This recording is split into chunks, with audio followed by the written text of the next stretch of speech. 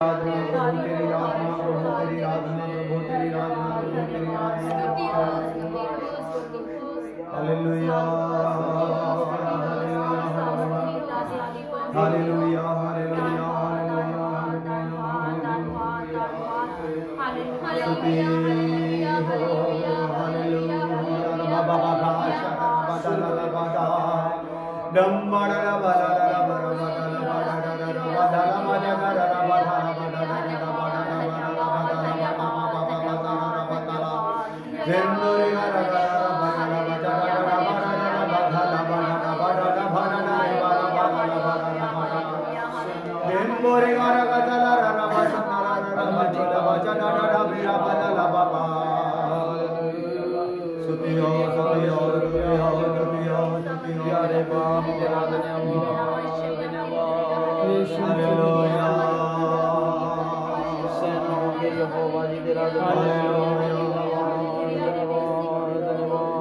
धन्यवाद के साथ स्तुति गाऊंगा यीशु मेरे खुदा। धन्यवाद के साथ स्तुति गाऊंगा यीशु मेरे खुदा। उपकार तेरे हैं बेशुमार, कोटि कोटि स्तुति धन्यवाद। उपकार तेरे हैं बेशुमार, कोटि कोटि स्तुति धन्यवाद। धन्यवाद के साथ स्तुति गाऊंगा यीशु मेरे खुदा। धन्यवाद के साथ स्तुति गाऊंगा यीशु मेरे खुदा। उपकार तेरे हैं बेशुमार, कोटि कोटि स्तुति धन्यवाद।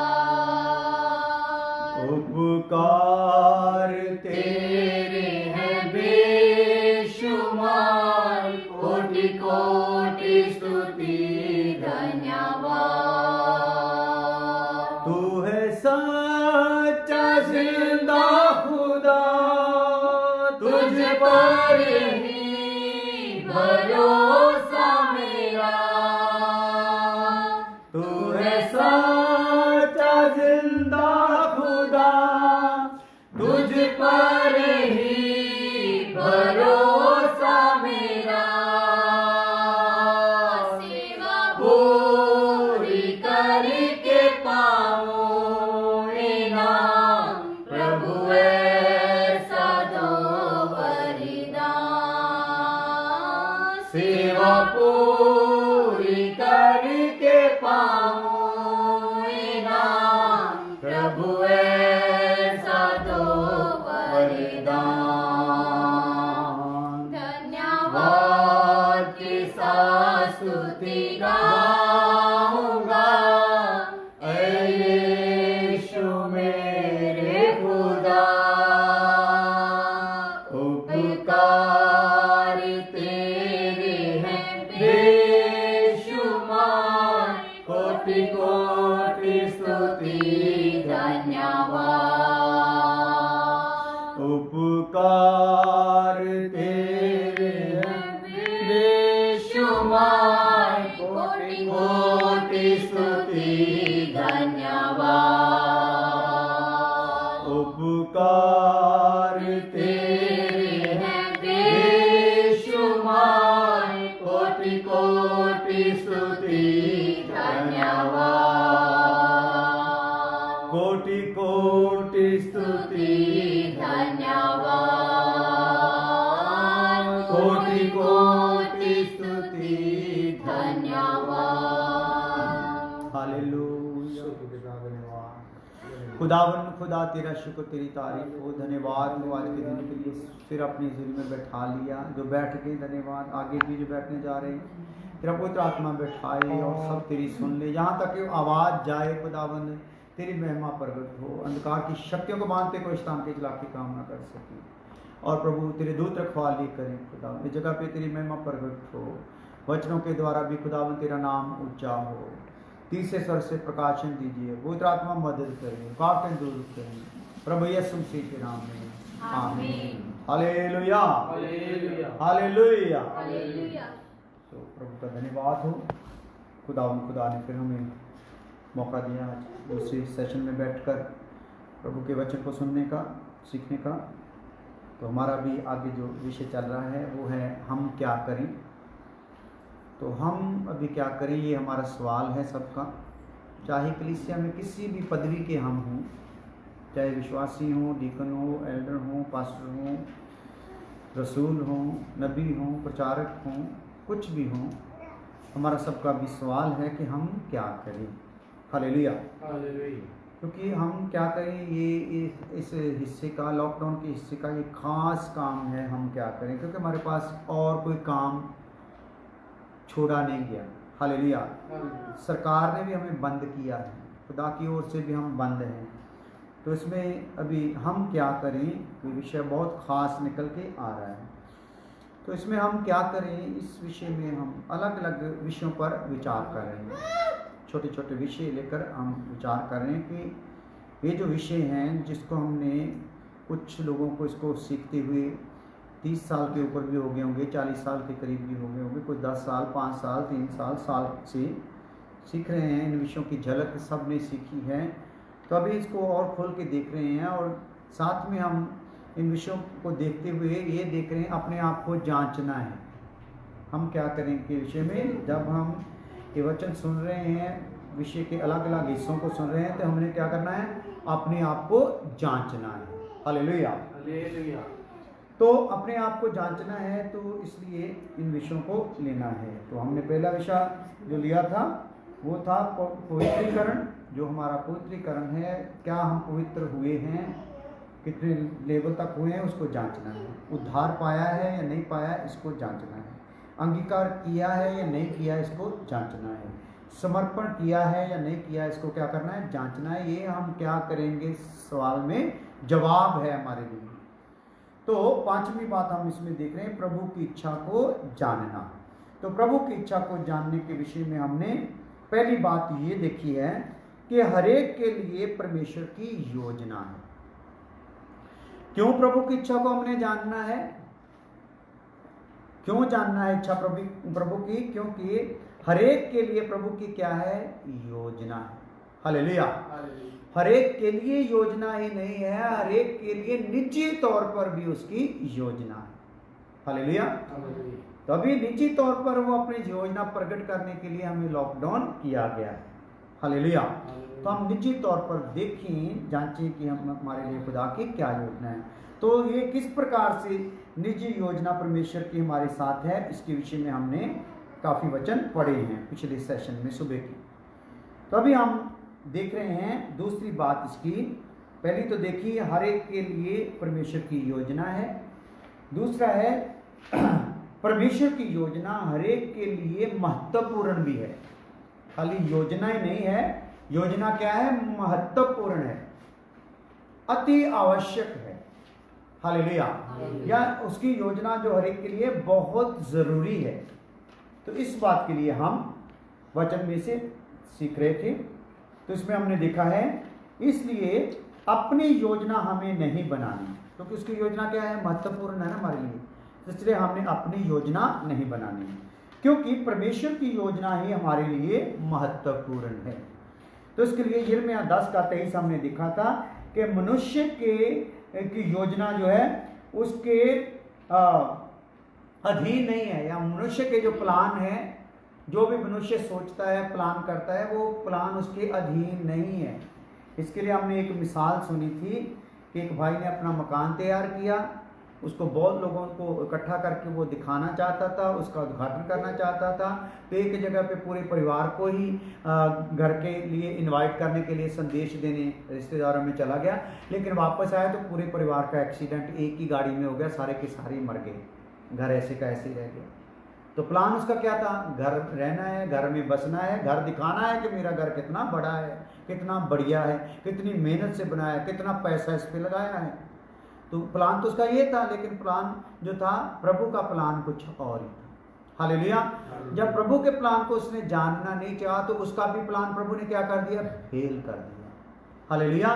तो इसलिए अगर हम प्रभु के प्लान में अपने आप को नहीं रखेंगे, उसकी योजना को अपने में नहीं रखेंगे, अपनी योजना जितना भी बनाएंगे आखिर में धोखा ही खाएंगे। हालेलुया। आदम ने भी वाटिका में योजना बनाई, जब सांप ने कह दिया कि आप उसके बराबर हो जाओगे, उसके जैसे हो जाओगे। हालेलुया। उसका जैसे होने से यहाँ से मना किया था फल खाने को, वहां से तोड़ के खा लिया। उसकी योजना थी उसके तुल्य हो जाएंगे, लेकिन योजना में क्या हो गया? तुल्य की बात छोड़ो, वो जिस स्थान पे था उस स्थान से भी क्या हो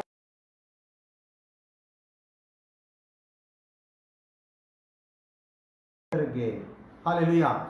पाप में चला गया, शाप में चला गया, मौत में चला गया, रोग में चला गया, इतनी उसके ऊपर विपत्तियां आ गई। उसी में आज तक इंसान जो आदम है जी रहा है। हालेलुया। तो हम देखते हैं हमारे अपने प्लान करने का हमारे अपनों के ऊपर कितना गलत उनके ऊपर उसका प्रभाव आ जाएगा हमारी पीढ़ियों तक। तो अगर हम परमेश्वर की योजना के जरिए से चलेंगे, अपनी योजना को परमेश्वर को सौंप देंगे, हमारी कुछ नहीं तेरी ही योजना हमारे जीवन में पूरी हो, तो हम अब्राहम की तरह हो जाएंगे। अब्राहम का वंश मुबारक हो गया। अब्राहम के वंश में से यीशु मसीह पैदा हो गया। यीशु मसीह दुनिया का मुक्तिदाता हो गया। हालेलुया। और यीशु मसीह में से होकर लोगों को फिर पिता के कद तक आने का मौका हो गया। तो देख लो हमारी योजना और खुदा की योजना में कितना अंतर है। अगर अपनी योजना में चलेंगे तो नाशवान योजना हमारी है, खुदा की योजना में चलेंगे अविनाशी योजना है। खुदा की योजना में चलेंगे अविनाशी अधिकार है, खुदा की योजना में चलेंगे अविनाशी जलाल है। हालेलुया। सब कुछ अविनाशी है खुदा की योजना में। तो हमने मन कैसा बना के रखना कि हमने खुदा की योजना को के पीछे चलना है, योजना को समझना है। अगर अपने जीवन में खुदा की योजना को समझना है तो उसके लिए हमें क्या करना पड़ेगा? अपने आप को खुदा के हवाले करना पड़ेगा। प्रभु अपनी इच्छा हम पर प्रकट कर दो। हालेलुया। तो दूसरी बात हमने क्या देखी है कि परमेश्वर की योजना हर एक के लिए क्या है? महत्वपूर्ण है। तो इसमें हमने क्या करना है? परमेश्वर की योजना में जब चलेंगे तो परमेश्वर क्या करेगा? हमें सम्मति देगा, हमें सलाह भी देगा, कदम कदम पर हमारे ऊपर अपनी योजना को प्रकट करता जाएगा। तो तीसरी बात हम देखते हैं, ये मुझ में एक कमी लगा लो या खराबी लगा लो या खूबी लगा लो कि मेरा शुरू से विशेष सुनाने का आइडिया यही है, यही इसी प्रकार से मुझे प्रभु यूज करता है कि जो मैं बात बताता हूँ जितनी देर तक मुझे महसूस नहीं होता कि इनके पल्ले पड़ गई तो मैं आगे नहीं बढ़ता, उसको रिपीट ही करता रहता हूँ। हालेलुया। तो इसलिए जो तेजी से सीखने वाले हैं वो धैर्य से बैठो, बातें बहुत आगे सीखने वाली है। लेकिन हमारे पास जो मेमने हैं उनको भी चराना है, पले हुओं को तो चराना ही चराना है, साथ में किसको लेके चलना है? मेमनों को भी लेके चलना है। इसलिए उनके लिए दोहराना पड़ेगा विषय ताकि उनको समझ आ जाए। तो हमारा विषय क्या है? परमेश्वर की इच्छा को जानना। उसमें सबसे पहले क्या करना है? परमेश्वर की योजना सबके लिए है। दूसरी बात क्या है? परमेश्वर की योजना महत्वपूर्ण है। अभी तीसरी बात क्या है? उसकी योजना में विशेषता होती है। उसकी योजना महत्वपूर्ण नहीं है। तीसरी बात क्या है? परमेश्वर की योजना में क्या होती है? विशेषता होती है। हालेलुया। विशेषता समझते हो? कोई खूबी होती है। हालेलुया। कोई महत्वपूर्ण बात होती है उसकी योजना में। तीसरी बात है वो, उसके लिए हम पढ़ेंगे, लिखेंगे, पाप से अलग होकर उसकी पवित्रता में भागी होना है। उसकी योजना में विशेषता होती है। उसमें क्या बात है? विशेषता क्या है? पाप से अलग होकर उसकी पवित्रता में भागी होना है। ये उसकी विशेषता है, उसकी योजना है कि हमने क्या होना है, पाप से अलग होना है और उसकी पवित्रता में क्या होना है, सहभागी होना है, भागी होना है। तो इसके लिए हम पढ़ते हैं वचन पहला थिस्सलुनीके 4 अध्याय उसका 3 वर्ष। पहला थिस्सलुनीके 4 अध्याय उसकी 3 है। तो आप अभी जो आ चुके हो मेहरबानी से आगे शेयर करते जाओ, भेजते जाओ दूसरों को लिंक, ताकि दूसरे भी सुने। हालेलुया। बहुत ही एक जबरदस्त ये विषय है हमारे लिए सामने आया है, इच्छा को परमेश्वर की को जानना। हालेलुया। तो इच्छा को जानने का तीसरा स्टेप, तीसरी बात है, उसकी योजना में विशेषता है। विशेषता क्या है, पाप से अलग होकर उसकी पवित्रता में क्या करना है, भागी होना है। हमने वो चाहता है हम लोग क्या हो, पाप से अलग हो जाएं और पवित्रता में क्या हो जाए, सहभागी हो जाएं। हालेलुया। तो ये बात वचन में कहाँ है, पहला थिस्सलुनीके 4 का 3 आया। क्योंकि परमेश्वर की इच्छा ये है कि तुम पवित्र बनो। तुम क्या बन जाओ, पवित्र बन जाओ। हाँ, अर्थात व्यभिचार से बचे रहो। व्यभिचार से क्या हो, बचे रहो। हालेलुया। तो कुछ तस्वीरें कल मैंने दिखाई थी, थोड़ा सा 1-2 तस्वीर और है, देख लें और समझ लें अच्छे से कि प्लान खुदा का किस प्रकार से कलीसिया में खुदा किस प्रकार से रखा हुआ है, एक अनुशासन, एक सिस्टम। तो इसमें रहने वाले लोग ही उठाए जाएंगे, पवित्र आत्मा उन्हीं को लेके जाएगा जो इस सिस्टम में रहेंगे। तो पहले तो आप लोगों ने ये बता देना है क्या तस्वीर आपको दिखाई दे रही है। हालेलुया। क्या आपको थोड़ी बहुत ही तस्वीर दिखाई दे रही है, जो लिखा हुआ नहीं पढ़ा जा रहा, कोई बात नहीं। हालेलुया। तो अभी देखें जरा ध्यान से, ये ऊपर है पिता, पुत्र और पवित्र आत्मा। ये त्रिकोण में एक नक्शा बनाया हुआ है, ऊपर पिता, फिर पुत्र, फिर पवित्र आत्मा, बीच में एक बिंदु है, उसमें से निकल के आ रहा क्या है, वचन। तो वचन की अहमियत क्या है, वचन किस प्रकार से है, वचन जो है पिता में से है, पुत्र में से है और पवित्र आत्मा में से है, जो हम वचन सुनते हैं। हालेलुया। तो ये किससे है, पिता, पुत्र, पवित्र आत्मा से है। दूसरे शब्दों में कहने का मतलब है, जो वचन हमारे पास पहुंचा है उसके साथ पिता भी सहमत है, पुत्र भी सहमत है और पवित्र आत्मा भी सहमत है। इसमें से होके वचन हमारे पास आता है। तो देख लो इसकी कितनी अहमियत है। वचन ठुकराते हैं, वचन का निरादर करते हैं, तो पिता, पुत्र और पवित्र आत्मा का निरादर करते हैं। Hallelujah, hallelujah. देख लो कितना बड़ी एक गड़बड़ हो रही है, जिसको आराम से लोग वचन को ठुकराते हैं, वचन में गड़बड़ डालते हैं। तो हम लोग वचन सुनते हैं, सीखा हुआ है, सीख भी रहे हैं, सीखते जाएंगे। तो जब कभी भी हम ऐसा देखते हैं, कोई सेवक लोग जब वचन को मिलावट के रूप में बोलते हैं या अज्ञानता के रूप में बोलते, तो हम पहले उनसे संपर्क करते हैं, भाई ये बात गलत है। अगर वो संपर्क में आ जाते तो बता देते, नहीं आते हैं तो फिर हम लोगों को बता देते हैं, भाई जो फलाने भाई ने, सेवक ने प्रचार किया उसमें थोड़ी सी एक गड़बड़ हो गई, उनको समझने में भूल हो गई है, तो आप इस भ्रम में मत पड़ जाना। हालेलुया। क्योंकि पिता, पुत्र, पवित्र आत्मा ही एक इंसान को या एक सेवक को, एक प्रेरित को या रसूल को लेके जाता था वचन के लिए। तो जब वचन पहली सदी में सुनाया जाता था, तो ये वचन को वो समझते थे पिता, पुत्र और पवित्र आत्मा की ओर से खुदा के दास के मुख से निकलकर ये वचन हमारे पास पहुंचा है। जो मुख से निकलकर वचन पहुंचा है वो खुदा के दास का नहीं है, वो किसका है, पिता, पुत्र और पवित्र आत्मा से है। तो वो वचन को फिर क्या देते थे, पहले उससे सुनते थे, बाद में उसको क्या करते थे, शास्त्रों में ढूंढते थे, जैसा ये बोलकर जा रहा है वैसा ही है, नहीं होता तो उसको पकड़ते थे, इसको क्लियर करके जा या अपनी गलती को मान के जा। हालेलुया। तो ये हमारे अंदर भी एक जलन होनी है। तो यहाँ पे वचन आ गया मुख्य। तो वचन की आगे क्या है, वचन पिता, पुत्र और पवित्र आत्मा में से निकल के आया है। तो यही वचन किस तक पहुंचाया गया है, प्रेरितों तक। हालेलुया। वचन जो है प्रेरितों तक आ गया। प्रेरित क्या करते हैं, इसको कहां तक लेके जाते हैं, क्या है ये, भविष्यवक्ता तक, सुसमाचार प्रचारक तक, रखवाले तक, उपदेशक तक। प्रेरित जो है ये क्या है, ये चारों जो हैं, भविष्यवक्ता और सुसमाचार प्रचारक, रखवाले और उपदेशक, ये चारों कैसे हैं, जैसे एक हाथ है, हाथ मेरा दिखाई देता है यहाँ, हाथ, ये हाथ देखो बीच में दिखाई देता है। तो ये जो हाथ है इसमें आप अगर हमारे देखो तो ये जो है 4 उंगली 5 अंगूठा है, तो ये समझ लो 5 प्रकार की सेवकाई है।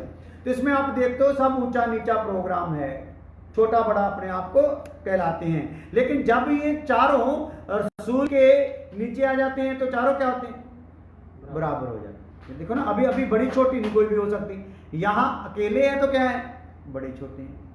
लेकिन अगर ये सेवकाइयां रसूल के अधीनगी में आ जाती हैं तो क्या आ जाती हैं, बराबर हो जाती। इसमें फिर ऊंचा नीचा रहता नहीं है। अंगूठा जो है ये समझ लो रसूल के काम है, बाकी सब क्या है, उसके नीचे हैं। तो इनके नीचे क्या है, प्राचीन लोग हैं, एल्डर्स लोग हैं, जिनको हम पास्टर लोग या कलीसिया के रखवाले भी बोलते हैं। तो ये जो कलीसिया चलाने वाले पास्टर हैं, ये इनके पास ये लोग आते जाते रहते हैं, ऊपर जो 4 सेवकाइयों वाले हैं। तो 4 सेवकाइयों वाले किनके पास रहते हैं, प्रेरित के पास, क्योंकि प्रेरित के पास क्या है, वचन है। हालेलुया। तो अभी जो प्राचीन है इनके नीचे जो झुंड हैं अलग अलग, बहुत से प्राचीन हैं, एल्डर हैं, या जिनको बोलते हैं हम पास्टर हैं, उनके नीचे बहुत से झुंड हैं। तो वो झुंडों को क्या करते हैं, झुंडों को फिर वो देख रेख करते हैं, और इन झुंडों में कभी वो भविष्यवक्ता को, कभी सुसमाचार प्रचारक को, कभी रखवाले को, कभी उपदेशक को ला ला कर कलीसिया को, विश्वासियों को क्या करते रहते हैं, सिद्ध करते रहते हैं। हालेलुया। तो ये जो विश्वासियों के झुंड है, इनके ऊपर क्या है, प्राचीन है। प्राचीन के ऊपर ये 4 प्रकार की सेवकाई है। ये 4 प्रकार की सेवकाई किसके अंडर है, प्रेरित के। हालेलुया। क्योंकि वचन जो है, प्रेरित क्या है, वो वचन बन गया, वचन में क्या हो गया, निपुण हो गया, उसको बोलते प्रेरित। तो प्रेरित जब वचन बन गया तो यही वचन एक दिन किस में चला जाएगा, पिता पुत्र पवित्र आत्मा में वापस चला जाएगा। हालेलुया। तो कहने का मेरा हिसाब है, मतलब है, इस प्रकार से झुंड का एक अनुशासन है। तो झुंड के अनुशासन में अगर कलीसिया इस प्रकार से नहीं चलाई जा रही तो वो कलीसिया नहीं है। हालेलुया। तो बहुत से लोग जब प्रेरित की ओर से इस प्रकार से सेवकाई को पूरा एक बढ़िया तरीके अनुशासन में रखा जाता है, तो वहां पे जो अनुशासन तोड़ने वाले हैं, जो अनुशासन पसंद नहीं करते हैं, वो क्या करते हैं, वो वहां से निकल जाते हैं। कोई ना कोई दोष लगाकर, बहाना लगाकर, किसी ना किसी वजह से वो वहां पे क्या होते हैं, निकल जाते हैं, या खुदाई उनको क्या कर देता है, निकाल देता है। हालेलुया। तो प्रभु का धन्यवाद हो अगर हम आज भी किसी कलीसिया में हैं, किसी दास के सपुर्द किए हुए हैं, क्योंकि यही सुपुर्द करते करते हमको कहां तक लेके जाएंगे। झुंड में प्राचीन के सुपुर्द है, प्राचीन उपदेशकों के सुपुर्द में है, उपदेशक प्रेरितों के सुपुर्द में है, तो समझ लो वचन के सुपुर्द है। इसी वचन, यही वचन जो है पिता पुत्र पवित्र आत्मा से निकलकर आ रहा है। Hallelujah, hallelujah. तो हम क्या करें, हमने भी ये बात को जांचना है। जो अब आज हमारा सवाल है, हम क्या करें, इस प्रकार से देखना है, जो झुंड जिस झुंड में हम हैं, उस झुंड का लिंक इस प्रकार से जुड़ते जुड़ते क्या पिता पुत्र पवित्र आत्मा से जुड़ा हुआ है, क्या एक प्रेरित से जुड़ा हुआ है, ये देखना है। हालेलुया। तो आगे और एक तस्वीर है, देखते हैं, फिर आगे हम इस वचन पर चलते हैं। हालेलुया। हाँ, ये देखो एक तस्वीर है, समझाने के लिए ये तस्वीर है। हालेलुया। तो इस तस्वीर में आपको क्या दिखाई दे रहा है, अगर कोई कमेंट करके बोल सकता है तो देखना जरा, ये क्या दिखाई दे रहा है जी आप लोगों को? 10-15 सेकंड बाद बात जाएगी। हाँ, ठीक है। तो ये जो है, ये जो इतना मोटा इंसान दिखाया गया है, ये समझ लो इसको क्या चढ़ी हुई है, चर्बी चढ़ी हुई है। हालेलुया।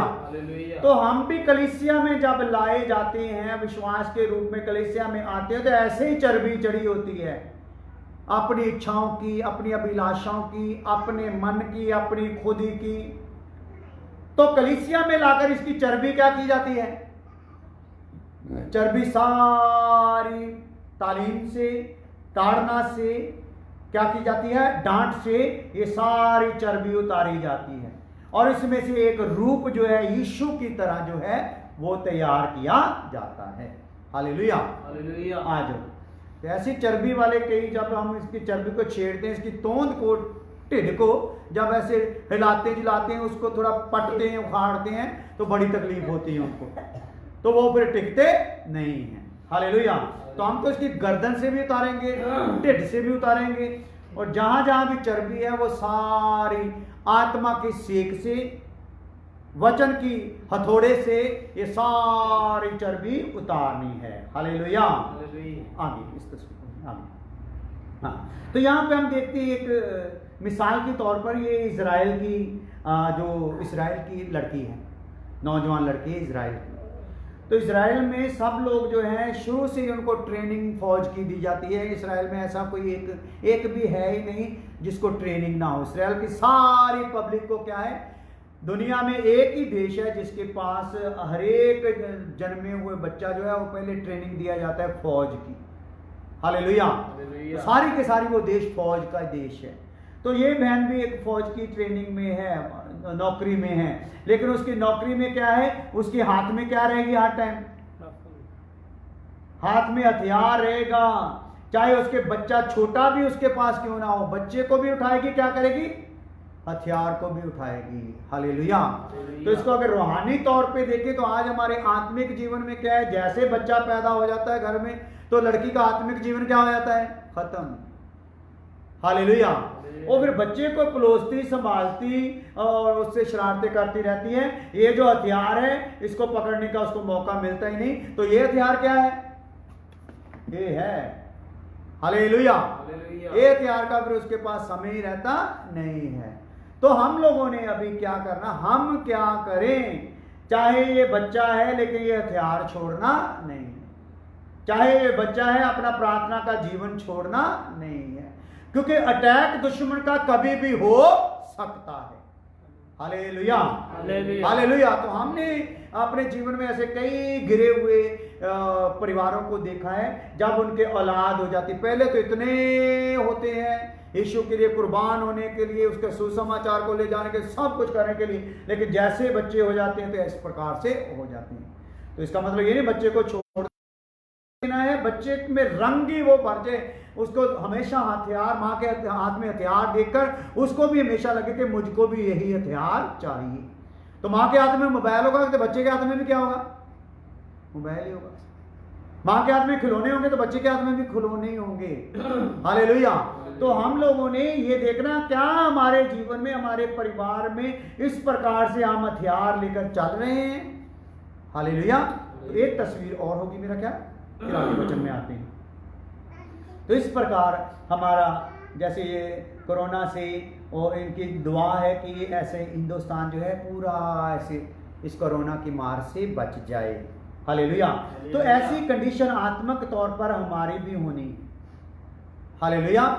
हमने भी ऐसे परहेजगारी में रहते हुए, पाबंदी में रहते हुए, कलीसिया में जो अनुशासन ठहराया उसमें रहते हुए, भारत के लिए ही नहीं पूरे संसार के लिए ऐसे ऐसे हमारी दुआ होनी चाहिए कि उनको क्या हो जाए, वो ये तो कोरोना की मार में है, हमारा जो पूरा वर्ल्ड है पाप की मार में है, वो इससे क्या हो जाए, बच जाए। हालेलुया। तो आइए वचन में आते हैं। स्तुति हो मेरे राजा, तेरी स्तुति हो, मेरे परमेश्वर तेरी स्तुति हो। हालेलुया। खुदावन तेरे धन्य वचन, धन्य प्रकाशन जो हमको दे रहे हो उनके लिए तेरा धन्यवाद हो। हालेलुया। तो तीसरी बात अभी हम देखने जा रहे हैं, प्रभु की इच्छा को जानने की। तो उसमें है उसकी योजना में विशेषता होती है। क्यों उसकी इच्छा को जानना है? क्योंकि उसकी योजना है हमारे लिए, और वो योजना ऐसे नहीं, उसमें एक विशेषता होती है। वो विशेषता क्या है? पाप से अलग होकर उसकी पवित्रताई में हमने भागी होना है। पहला थिस्सलुनीके 4:3 पढ़िए। हालेलुया। क्योंकि परमेश्वर की इच्छा ये है, परमेश्वर की इच्छा ये है कि तुम पवित्र बनो, तुम पवित्र बनो, अर्थात व्यभिचार से बचे, व्यभिचार से क्या हो, बचे रहो। पवित्र तुम बनो और व्यभिचार से क्या हो जाओ, बचे रहो। तो ये उसकी योजना में है। उसकी योजना में विशेषता क्या है कि आप पाप से बचे रहो। हालेलुया। तो पहला थिस्सलुनीके 5:17-18 भी इसी तीसरे पॉइंट में हम देखते हैं। उसकी योजना की विशेषता में आगे हम वचन और पढ़ते हैं। पहला थिस्सलुनीके 5 उसकी 17 से 18 आए। निरंतर प्रार्थना में लगे रहो। कितना टाइम लगे रहो भाई? अगर पाप से बचे रहना है तो निरंतर क्या रहो? प्रार्थना में लगे रहो। हर बात में धन्यवाद करो। किन बातों में धन्यवाद करो? हर बात में धन्यवाद करो। हाँ, क्योंकि तुम्हारे लिए मसीह यीशु में हाँ, परमेश्वर की यही इच्छा क्योंकि है। तुम्हारे लिए प्रभु यीशु में परमेश्वर की यही इच्छा है। हालेलुया। तो क्या होना है? अगर पाप से बचे रहना है, उसकी विशेषता है कि पाप से बचे रहें, तो प्रार्थना करते रहें। हर बात में क्या करें? धन्यवाद करें।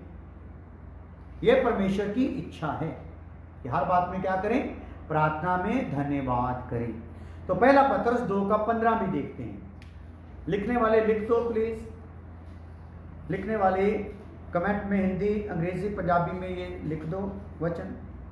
हालेलुया। क्योंकि परमेश्वर की इच्छा ये है हाँ, कि तुम भले काम करने से निर्बुद्धि लोगों की हाँ, अज्ञानता की बातों को बंद कर दो। हाँ, ये क्लियर से पढ़ो। पहला पत्रस हाँ 2:15 जी।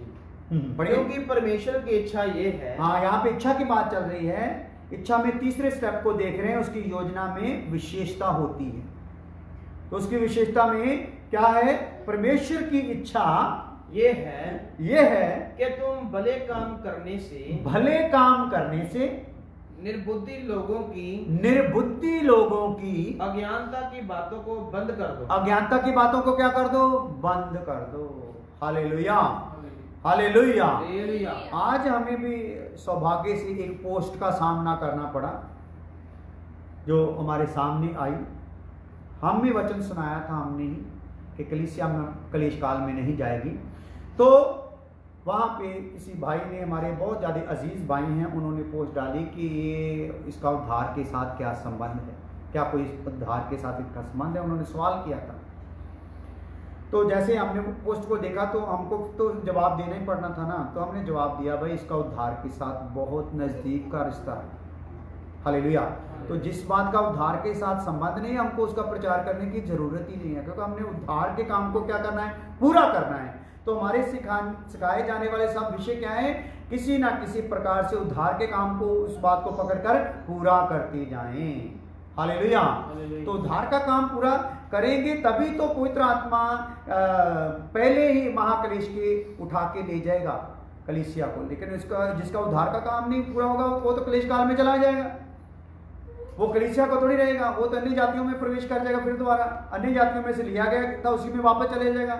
उधर इजराइल को बीच में आना पड़ेगा। तो उधर और भी अन्य जातियां, वो सारे मिलकर महाकलेश में सबके ऊपर जो विपत्तियां आनी है वो उस पर आएगी। कलीसिया पर ये विपत्तियां नहीं आएगी। कलीसिया पहली सदी से विपत्तियां उठाती आ रही है। कलीसिया पहली सदी से ही अपने कष्ट को उठाती आ रही है। हालेलुया। लेकिन महाक्लेश वाला जो कष्ट है वो कलीसिया के लिए नहीं है। हालेलुया। तो वहां पे क्या होता है? कई लोगों ने बीच में से सवाल किए अज्ञानता में। तो हमने सवालों का जवाब देते देते हमने देखा कि हमारा तो मसला जा रहा है, हमारा टाइम वेस्ट हो रहा है। कहाँ हमने प्रार्थना करनी, कहाँ हमने दूसरे सेशन का लिए वचन तैयार करना है। तो हम लोगों ने मैंने कोशिश की कुछ समझाने की, फिर भाई केशव ने कोशिश की, फिर सनी ने कोशिश की, लेकिन हमने देखा कि सब कुछ और ही बातें बनाते जा रहे हैं, कुछ निजी एक दूसरे पर अटैक करते जा रहे हैं। तो हमने क्या किया? उन सारे कमेंट्स को वहाँ से डिलीट कर दिया। Hallelujah, hallelujah. तो उस भाई को भी कहा कि आप इस पोस्ट को अभी क्या कर दो, हटा दो भाई, इससे किसी की तरक्की होगी नहीं। तो मेरे ख्याल से अभी वो भी भाई इस टेंशन में होगा, उससे भी प्रार्थना हुई होगी नहीं। क्योंकि जब हम अज्ञानता में कुछ भी बातें करते तो उससे हमारा अभिषेक क्या होता है? घटता है। तो प्रभु का धन्यवाद हो, हमने जल्दी फैसला लिया और हमने बोला कि आज हम थोड़ा ज़्यादा समय प्रार्थना में बैठाएंगे ताकि जो मैल का छिड़काव हम पर आया है इसको क्या कर दें? उतार दें। हालेलुया। तो ये वहां से नहीं आया, कुछ हमसे भी वहां पे बोलने में कुछ उनको थोड़ा डांट, उनको ज्यादा डांट दिया, तो हमने भी महसूस किया कि ये मैल आ गई। हालेलुया। तो अभी हमने पहले शुद्धिकरण किया उसका, फिर आपसे बातें कर रहे हैं। हालेलुया। तो इस बात इस वचन को पढ़ो ध्यान से। हाँ हाँ। क्योंकि परमेश्वर की इच्छा ये है, क्योंकि परमेश्वर की इच्छा ये है कि तुम भले काम करने से निर्बुद्धि लोगों की अज्ञानता की बातों को बंद कर दो। हालेलुया। तो परमेश्वर की इच्छा है कि हम भले काम करें, बीमारों को चंगा करें, और भले कामों में, मुक्ति के कामों से भी कामों में, भले जो काम है ये मुक्ति के काम नहीं है जो भले काम करने हैं, लेकिन हमने क्या करना है, ये बुद्धि की बातों को क्या करना है, दूर करना है, लेकिन भले कामों में क्या करना है, लग जाना है। हालेलुया। भले कामों का चाहे हमारी मुक्ति से संबंध नहीं है, लेकिन भले काम से क्या होता है, हमारे जीवन से दूसरा क्या होता है, वो भी मुक्ति की ओर खिंचा आता है। हालेलुया। इसके लिए अभी हम चौथी बात पढ़ते हैं। तो तीसरी बात हमने देख ली है कि उसकी योजना में विशेषता है। वो विशेषता क्या है, हम पाप से अलग हो जाए। पाप से अलग होने के लिए क्या करना पड़ेगा, प्रार्थना करनी पड़ेगी, भले कार्यों में हमें सहयोग करना पड़ेगा। हालेलुया। तो आगे आ जाइए, चौथी बात, इसलिए हम क्या करें। अगर हमने प्रभु की इच्छा को जानना है तो हम क्या करें, उसकी इच्छा को जानने के लिए हमें क्या करना होगा, उसकी इच्छा को जानने के लिए। उसके लिए पहली बात है, ये परमेश्वर पर भरोसा रखें।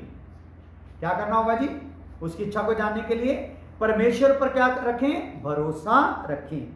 इसके लिए भजन संहिता 37 का 3 आयत पढ़ते हैं। परमेश्वर पर भरोसा रखें। हालेलुया। 37 का 3 है।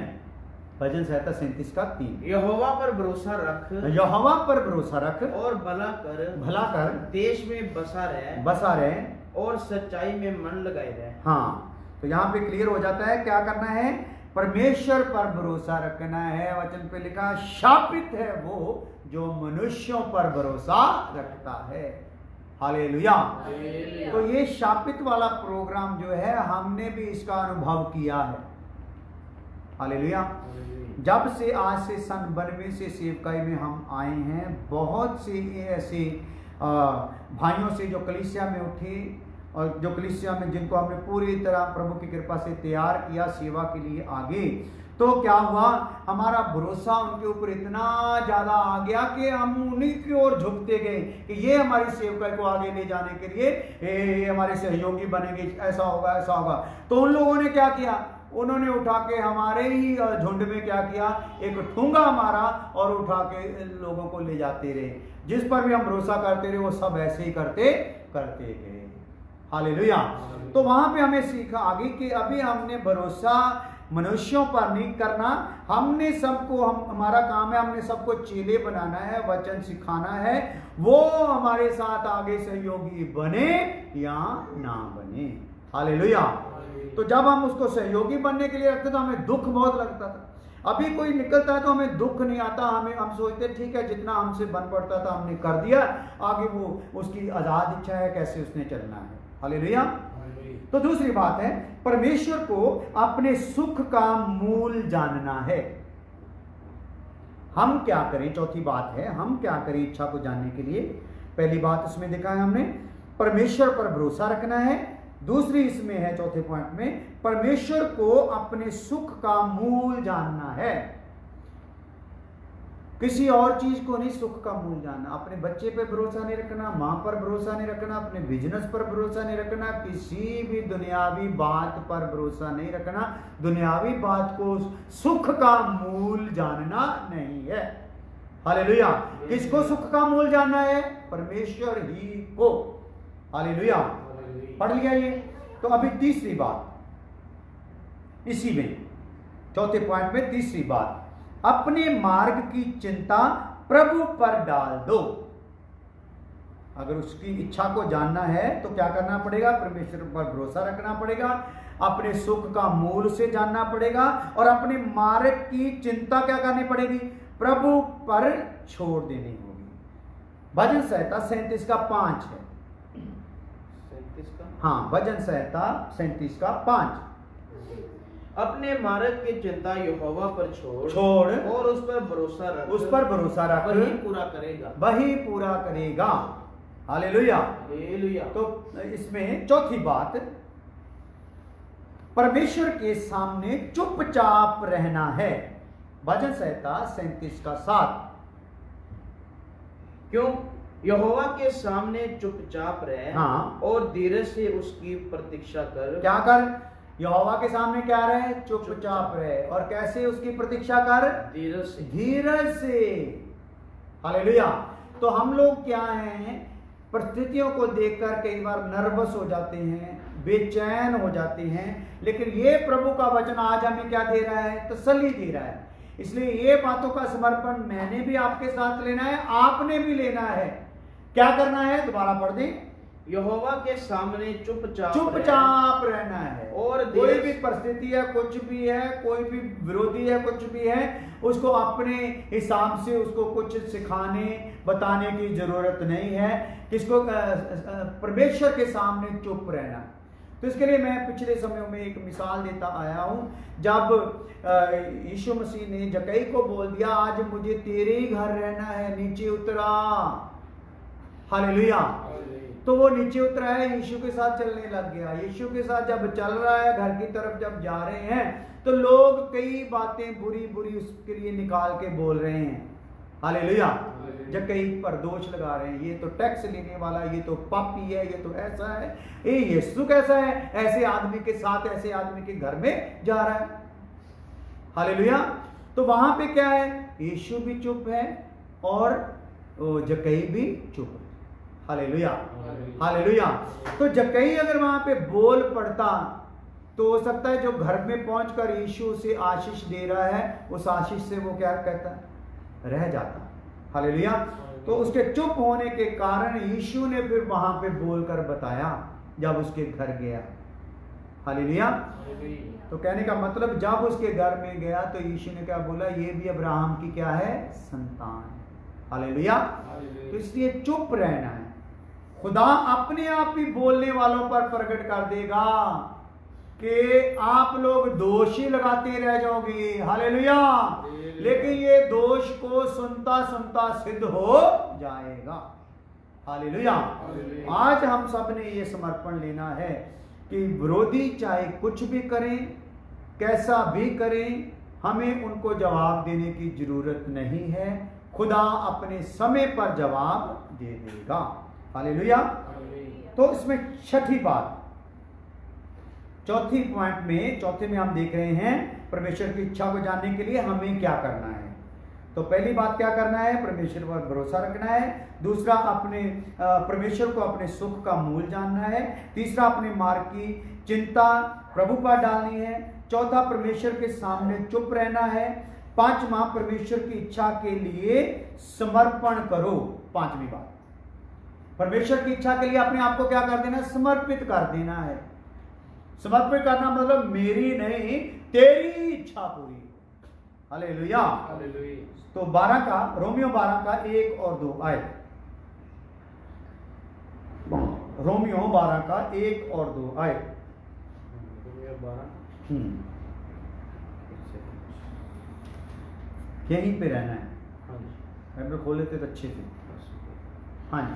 इसलिए हे भाइयों, मैं तुमसे परमेश्वर की दया स्मरण कराकर विनती करता हूँ कि अपने शरीरों को जीवित और पवित्र और परमेश्वर को भागता हुआ बलिदान करके चढ़ाओ। यही तुम्हारी आत्मिक सेवा है। और इस संसार के सदृश ना बनो। समर्पण क्या लेना है? इस संसार के दृश्य ना बनो। परंतु तुम्हारी बुद्धि के नए हो जाने से, क्योंकि तुम्हारी बुद्धि नहीं होगी है, उसके कारण तुम्हारा चाल चलन भी बदलता चाल रहे, चलन बदलता रहे, जिससे तुम परमेश्वर की बड़ी हाँ, और भावती और सिद्ध इच्छा हाँ, अनुभव से मालूम करते रहो। हाँ, हालेलुया। हालेलुया। तो परमेश्वर की इच्छा के लिए समर्पण करो। तो छठी बात, जानबूझकर किए पाप को मानना और परमेश्वर से और संसार से अलग रहना है। हालेलुया। छठी बात है, जानबूझकर किए पाप को मानना और संसार से अलग रहना है, अगर उसकी इच्छा को जानना है। हालेलुया। तो इसके लिए भी हम पढ़ते हैं रोमियो 12:2। और इस संसार के सदृश ना बनो, परंतु तुम्हारी बुद्धि के नहीं हो जाने से, हाँ जी, तुम्हारा चाल चलन भी बदलता जाए, हाँ, जिससे तुम परमेश्वर की बड़ी, हाँ, और भावती, हाँ, और सिद्ध इच्छा अनुभव से मालूम करते रहो। हाँ, चाल चलन बदलेगा, अनुभव आएगा, तो इच्छा क्या होती जाएगी? प्रकट होती जाएगी। सातवीं बात सुनकर फिर हम प्रार्थना करते हैं और कल फिर सुबह चाहेगा खुदाबंद तो आगे हम विषय को इससे आगे लेके जाएंगे। सातवीं बात है आत्मिक बुद्धि। अगर उसको इच्छा को जानना है तो ये 7 बातें हमारे लिए हैं। सातवीं क्या है? आत्मिक बुद्धि। हमारी बुद्धि का क्या होना है? आत्मिक बनना है। हालेलुया। तो रोमियो 12:2। और इस संसार के सदृश ना बनो, परंतु तुम्हारी बुद्धि के नहीं हो बुद्धि क्या हो जानी है? नहीं हो जानी मतलब बुद्धि जो अभी शरीरक नहीं रखनी, संसारिक नहीं रखनी, इसको क्या करना है? आत्मिक होने देना है। हालेलुया। तो ये बातें जब होंगी तो हम क्या कर सकेंगे? खुदा की इच्छा को जान सकेंगे। हालेलुया। तो और खुदा की इच्छा को जानने के लिए क्या क्या बातें करनी है उनको हम कल सुबह खुदा चाहेगा तो जानेंगे। लेकिन 5वीं बात हम देख सकते हैं, ये तीसरी मैं बातों को गिना दूं ताकि आपके दिमाग में एक नक्शा बैठ जाए। पहला हमने देखा है इच्छा को जानने के लिए हर एक के लिए परमेश्वर की योजना है। दूसरा, परमेश्वर की योजना हर एक के लिए महत्वपूर्ण है। तीसरा, उसकी योजना में विशेषता है। चौथा, इसलिए हम क्या करें, तो हमने ये 7 बातें देखी है। कल 5वीं बात हम देखेंगे, इसकी विधि या तरीका क्या है, उसकी इच्छा को जानने का तरीका क्या है। हालेलुया। तो प्रार्थना करते हैं। प्रभु धन्यवाद करते हैं आज के दिन के लिए, समय के लिए। खुदा हम फिर बैठकर तेरे वचन पर मनन हुआ है। खुदावन, ये वचनों के द्वारा हम तेरी इच्छा को समझ सकें, जान सकें, पूरा कर सकें, कृपा कर देना प्रभु यीशु मसीह के नाम में, आमीन। अब हमारे खुदा का फजल, बाप की मोहब्बत, पवित्र आत्मा के बादशाह अब से लेकर हमेशा हमेशा तक सब ईमानदारों के साथ साथ हमेशा हमेशा तक होती रहे, आमीन।